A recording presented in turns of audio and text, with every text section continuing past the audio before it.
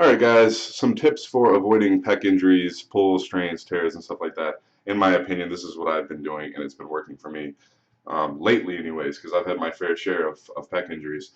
I brought my grip about like this, so your forearms are about straight up and down. You can also touch the bar a little lower, which lets you use a little bit more shoulders and lats and shit, in my opinion.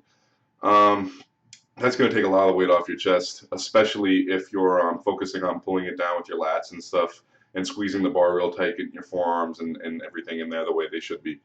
So that is the main thing. That's been helping me a lot. Another tip for that when you're actually benching is whenever you obviously should be tucking your shoulder blades back and arching and stuff, but whenever you're doing that, really keep them tucked back. Don't let them come forwards. A lot of times people let their shoulders come forwards a little bit when they're benching to help them move the weight.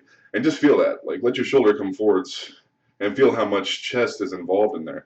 When that shoulder is off the bench and your chest is pulling it forwards, all the weight is directly, I mean, from the way it feels to me, directly on your chest, and it's going to cause an injury if you do it for long enough with heavy enough weight. For me, it would probably tear some shit immediately, to be honest with you.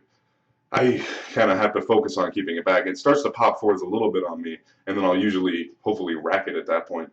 So I also try and stop like a rep or two shy of failure on most stuff nowadays for heavy pressing, because honestly, if my form starts to go, I'm just going to get hurt, and I'd rather not get hurt.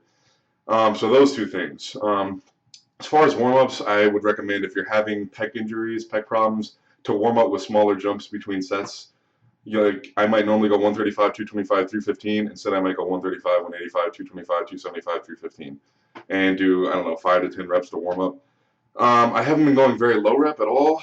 I would say 5 reps would be about the lowest, and I might have 6 or 7 reps with it.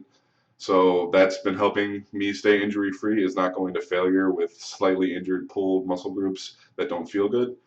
Um, and as far as stretching goes, I do a stretch like this with my elbow kind of high in the air, so it's straight like that. Because apparently this is the way your chest runs. So I try and stretch like that, and I do that about 3 times a day on like a door or just whatever I can really for about 30 seconds. You don't want to stretch too long, and you don't want to do it too short. So that's about what I do.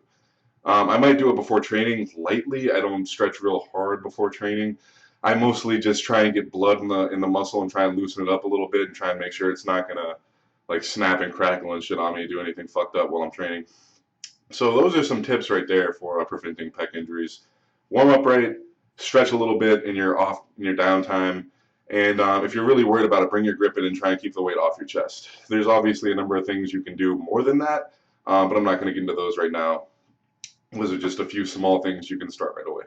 So thanks for watching my video. Subscribe. I'm going to do a lot more videos like this. Injury prevention, rehab, prehab, stretching, mobility, all that stuff. It's going to be really cool.